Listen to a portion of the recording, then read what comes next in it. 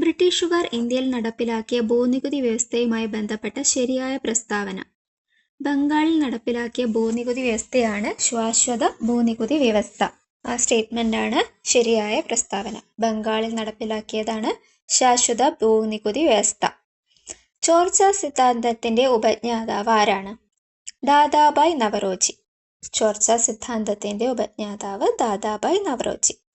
ദത്തവകാശ നിരോധന നിയമം നടപ്പിലാക്കിയ ഗവർണർ ജനറൽ ആരാണ്? ഡൽഹൌസി പ്രഭു. താഴെ പറയുന്നവയിൽ ശരിയായ പ്രസ്താവന ഏത്? 1857 വിപ്ലവത്തിൽ ലക്നൌവിലെ നേതാവായിരുന്നു ഹസ്രത് മഹൽ. ഹസ്രത് മഹൽ ലക്നൌവിലെ നേതാവ്. 1857 വിപ്ലവത്തിൽ ലക്നൌവിലെ നേതാവ് ഹസ്രത് മഹലായിരുന്നു. ഇന്ത്യയുടെ പതാകയുമായി ത്രിവർണ പതാക അംഗീകരിച്ചത് ഏത് സമ്മേളനത്തിലാണ്? ലാഹോർ സമ്മേളനത്തിലാണ് ഇന്ത്യയുടെ പതാകയായി ത്രിവർണ പതാക അംഗീകരിച്ചത്. ഇന്ത്യൻ ഭരണഘടനയുടെ ആമുഖം തയ്യാറാക്കിയതാരാണ്? ജവഹർലാൽ നെഹ്റു. തെരഞ്ഞെടുക്കപ്പെട്ട രാഷ്ട്രത്തലവനുള്ള രാജ്യം ഏത് പേരിൽ അറിയപ്പെടുന്നു? റിപ്പബ്ലിക്. തിരഞ്ഞെടുക്കപ്പെടുന്ന രാഷ്ട്രത്തലവനുള്ള രാജ്യമാണ് റിപ്പബ്ലിക്. ക്ഷേമരാഷ്ട്ര സങ്കല്പത്തെക്കുറിച്ച് ഇന്ത്യൻ ഭരണഘടനയിൽ എവിടെയാണ് പ്രതിപാദിച്ചിരിക്കുന്നത്? ക്ഷേമരാഷ്ട്ര സങ്കല്പത്തെക്കുറിച്ച് പറയുന്നത് നിർദ്ദേശക തത്വങ്ങളിലാണ്. നിർദ്ദേശക തത്വങ്ങളിൽ. ഇന്ത്യൻ ഭരണഘടനയുടെ മൗലികാവകാശവുമായി ബന്ധപ്പെട്ട ശരിയായ പ്രസ്താവന. മൗലികാവകാശങ്ങൾ ഭാഗം 3 ആണ് ഉൾപ്പെടുന്നത്. ഇന്ത്യൻ ഭരണഘടനയുടെ ആർട്ടിക്കിൾ 21A എന്തിനുള്ള അവകാശമാണ്? വിദ്യാഭ്യാസം. മലബാറിലെ കാർഷിക കലാപങ്ങൾ പഠിക്കാൻ ബ്രിട്ടീഷുകാർ നിയമിച്ചതാണ് വില്യം ലോഗൻ കമ്മീഷൻ. മലബാറിലെ കർഷക കലാപങ്ങളെക്കുറിച്ച് പഠിക്കാൻ ബ്രിട്ടീഷുകാർ നിയമിച്ച കമ്മീഷൻ വില്യം ലോഗൻ കമ്മീഷൻ. കുറിച്യ കലാപത്തിന്റെ നേതാവ് ആരാണ്? പഴശ്ശി രാജാവാണ് കുറിച്യ കലാപത്തിന്റെ നേതാവ്. സർവവിദ്യാധിരാജ എന്നറിയപ്പെട്ടത് ആര്? ചട്ടമ്പി സ്വാമികളാണ് സർവവിദ്യാധിരാജ എന്നറിയപ്പെട്ടത്. സാമൂഹികമായി അടിച്ചമർത്തപ്പെട്ടവരുടെ ബൈബിൾ ആണ് മിതവാദി. കല്ലുമാല പ്രക്ഷോഭത്തിന്റെ നേതാവാരായിരുന്നു? അയ്യങ്കാളി. G20 കൂട്ടായ്മയിൽ ഉൾപ്പെടാത്ത രാജ്യം സിംഗപ്പൂരാണ്. ഇന്തോനേഷ്യ, മെക്സിക്കോ, ബ്രസീൽ ഇതെല്ലാം G20 കൂട്ടായ്മയിൽ ഉൾപ്പെട്ട രാജ്യങ്ങളാണ്. ഇസ്രായേലിൽ നിന്നും പാലസ്തീനിൽ നിന്നും തങ്ങളുടെ പൗരന്മാരെ കൊണ്ടുവരാൻ ഇന്ത്യ ആരംഭിച്ച ഓപ്പറേഷനാണ് ഓപ്പറേഷൻ അജയ്. പട്ടിണി ഇല്ലാതാക്കൽ, സാമൂഹ്യനീതി, തുല്യതയിൽ അധിഷ്ഠിതമായ വളർച്ച ഈ ഉദ്ദേശത്തോടു കൂടിയ പഞ്ചവത്സര പദ്ധതിയാണ് 9ാം പഞ്ചവത്സര പദ്ധതി. പട്ടിണി ഇല്ലാതാക്കൽ, സാമൂഹ്യനീതി, തുല്യതയിൽ അധിഷ്ഠിതമായ വളർച്ച ഇതെല്ലാം 9ാമത്തെ പഞ്ചവത്സര പദ്ധതിയിലായിരുന്നു. ഏത് ഇന്ത്യൻ സംസ്ഥാനവുമായി ബന്ധപ്പെട്ടാണ് ഇന്ത്യയും ചൈനയും തമ്മിൽ തർക്കം? അരുണാചൽ പ്രദേശുമായി ബന്ധപ്പെട്ടുകൊണ്ടാണ് ഇന്ത്യയും ചൈനയും തർക്കം നിലനിൽക്കുന്നത്. സ്വതന്ത്ര ഇന്ത്യ നേരിട്ട വെല്ലുവിളികളിൽ പ്രധാനപ്പെട്ട ഒന്നായിരുന്നു ഭാഷാടിസ്ഥാനത്തിലുള്ള സംസ്ഥാന രൂപീകരണം. ഈ വിഷയത്തെക്കുറിച്ച് താഴെ പറയുന്നവയിൽ ശരിയല്ലാത്ത പ്രസ്താവന. 2 ശരിയല്ല, 1ഉം 3ഉം ശരിയാണ്. സംസ്ഥാന പുനഃസംഘടനാ നിയമം 1956 നിലയിൽ വന്നത്. മലയാളിയായ KM പണിക്കർ അതിൽ അംഗമായിരുന്നു. സംസ്ഥാന പുനഃസംഘടന.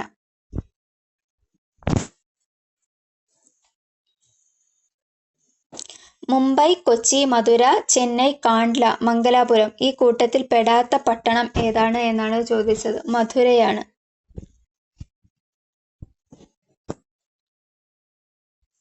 ബാക്കിയെല്ലാം തുറമുഖങ്ങളാണ്. മുംബൈ, കൊച്ചി, ചെന്നൈ, കാണ്ട്ല, മംഗലാപുരം ഒക്കെ. ബക്രാനങ്കൽ അണക്കെട്ടിന്റെ പ്രാധാന്യം താഴെ പറയുന്നവയിൽ ഏതെല്ലാമാണ്? സത്ലജ് നദിയിൽ സ്ഥിതി ചെയ്യുന്നു. ബക്രാനങ്കൽ അണക്കെട്ട് സത്ലജ് നദിയിൽ സ്ഥിതി ചെയ്യുന്നു. വിവിധോദ്ദേശ പദ്ധതിയാണ്. ബക്രാനങ്കൽ അണക്കെട്ട് വിവിധോദ്ദേശ പദ്ധതിയാണ്. ഹരിത കേരള മിഷനും മഹാത്മാഗാന്ധി ഗ്രാമീണ തൊഴിലുറപ്പ് പദ്ധതിയും സംയുക്തമായി തുടങ്ങിയ പച്ചത്തുരുത്ത് എന്ന പദ്ധതി ഏത് ജില്ലയിലാണ് നടപ്പിലാക്കുന്നത്? പച്ചത്തുരുത്ത് കൊല്ലം ജില്ലയിലാണ് നടപ്പിലാക്കുന്നത്. താഴെ പറയുന്നവയിൽ കേന്ദ്ര ആഭ്യന്തര മന്ത്രാലയം നൽകുന്ന ദേശീയ പുരസ്കാരം ഏത്? ജീവൻ രക്ഷാ പതക്കാണ് കേന്ദ്ര ആഭ്യന്തര മന്ത്രാലയം നൽകുന്ന ദേശീയ പുരസ്കാരം. നിസാം സാഗർ നദീതട പദ്ധതി ഏത് നദിയിലാണ് സ്ഥിതി ചെയ്യുന്നത്? നിസാം സാഗർ ഗോദാവരി നദിയിലാണ്. നിസാം സാഗർ നദീതട പദ്ധതി ഗോദാവരി നദി. ഇന്ത്യയിലെ ഏറ്റവും തെക്കേ അറ്റത്തുള്ള മേജർ തുറമുഖം ഏതാണ്? തൂത്തുക്കുടിയാണ്. തൂത്തുക്കുടി തുറമുഖം. ദക്ഷിൺ എന്ന സംസ്കൃത പദത്തിൽ നിന്ന് പേര് ലഭിച്ച പീഠഭൂമി. ഡെക്കാൻ പീഠഭൂമിക്കാണ് ദക്ഷിൺ എന്ന സംസ്കൃത പദത്തിൽ നിന്നും പേര് ലഭിച്ചത്. ഹിമാചൽ പ്രദേശിനെ ലഡാക്കുമായി ബന്ധിപ്പിക്കുന്ന ചുരം ഏതാണ്? ബാരാ-ലച്ല ചുരമാണ്. ബാരാ-ലച്ചാല ചുരമാണ് ഹിമാചൽ പ്രദേശിനെ ലഡാക്കുമായി ബന്ധിപ്പിക്കുന്നത്. ഏത് രേഖാംശത്തിലെ സമയമാണ് ഇന്ത്യയിൽ പൊതുവായ സമയമായി അംഗീകരിച്ചത്? 82.5 പൂർവ്വ രേഖാംശം. ബൽവന്ത് റായ് മേത്ത കമ്മിറ്റി, അശോക് മേത്ത കമ്മിറ്റി എന്നിവയിൽ നിന്നുള്ള എന്തെല്ലാം നിർദ്ദേശങ്ങളാണ് ഇന്ത്യയുടെ 73-74 ഭരണഘടനാ ഭേദഗതിയിൽ ഉൾപ്പെടുത്തിയിരിക്കുന്നത്? 1ഉം 2ഉം. ത്രിതല പഞ്ചായത്ത് സംവിധാനവും പഞ്ചായത്ത് സ്ഥാപനങ്ങൾക്ക് ഭരണഘടനാ സാധുതയുമാണ്. പ്രാചീന ശിലായുഗത്തെക്കുറിച്ച് വിവരങ്ങൾ നൽകുന്ന കേരളത്തിലെ പ്രദേശം എടയ്ക്കൽ ഗുഹ. കേരളത്തിലെ ആദ്യത്തെ ജലവൈദ്യുത പദ്ധതി ഏതാണ്? പള്ളിവാസലാണ് കേരളത്തിലെ ആദ്യത്തെ ജലവൈദ്യുത പദ്ധതി. കേരളത്തിലെ ഏറ്റവും വലിയ കോട്ട സ്ഥിതി ചെയ്യുന്നത് ഏത് വില്ലേജിലാണ്? പള്ളിക്കര. സഞ്ചാര സ്വാതന്ത്ര്യത്തിനായി കേരളത്തിൽ നടന്ന പ്രധാന പ്രക്ഷോഭം താഴെ പറയുന്നവയിൽ ഏതാണ്? വൈക്കം സത്യാഗ്രഹം. താഴെ പറയുന്നവയിൽ ഏത് വിളയുടെ ഉൽപാദനത്തിനാണ് സംസ്ഥാനാടിസ്ഥാനത്തിൽ കേരളത്തിന് 2ാം സ്ഥാനം? കേരളത്തിന് 2ാം സ്ഥാനം കാപ്പി ഉൽപാദനത്തിലാണ്. 1ാം സ്ഥാനം കാപ്പി ഉൽപാദനത്തിൽ കർണാടകയ്ക്കാണ്. 1859 കേരളത്തിൽ എവിടെയാണ് ആദ്യത്തെ കയർ ഫാക്ടറി ആരംഭിച്ചത്? ആലപ്പുഴയിലാണ്. മലയാളം സംസാരിക്കുന്ന പ്രദേശങ്ങളെ ഉൾപ്പെടുത്തി കേരളം രൂപീകരിക്കണം എന്ന് പരാമർശിക്കുന്ന ആദ്യകാല ഗ്രന്ഥം? 1.25 കോടി മലയാളികൾ. 1.25 കോടി മലയാളികൾ. താഴെ പറയുന്നവയിൽ ആനമുടിയെക്കുറിച്ചുള്ള തെറ്റായ പരാമർശം? സി ആണ് തെറ്റ്, ബാക്കിയെല്ലാം ശരിയാണ്. ആനമുടി ഇന്ത്യൻ ഉപദ്വീപീയ പീഠഭൂമിയിലെ ഏറ്റവും ഉയരമേറിയ കൊടുമുടിയാണ്. ഇരവികുളം ദേശീയോദ്യാനം ഉൾപ്പെടുന്ന പ്രദേശമാണ്. ഏകദേശം 2695 മീറ്ററാണ് ഉയരം. അതെല്ലാം ശരിയാണ്. ആനമുടി വയനാട് ജില്ലയിലാണ് എന്നതാണ് തെറ്റ്. കേരളത്തിന്റെ കായിക തലസ്ഥാനം എന്നറിയപ്പെടുന്നത്? കോതമംഗലമാണ്. 2025 G20 ഉച്ചകോടിക്ക് വേദിയാകുന്ന രാജ്യം?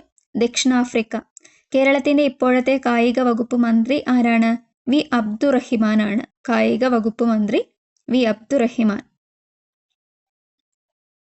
ലക്ഷദ്വീപിലെ ബ്രാഞ്ച് ആരംഭിച്ച ആദ്യ സ്വകാര്യ ബാങ്ക് HDFC ആണ്.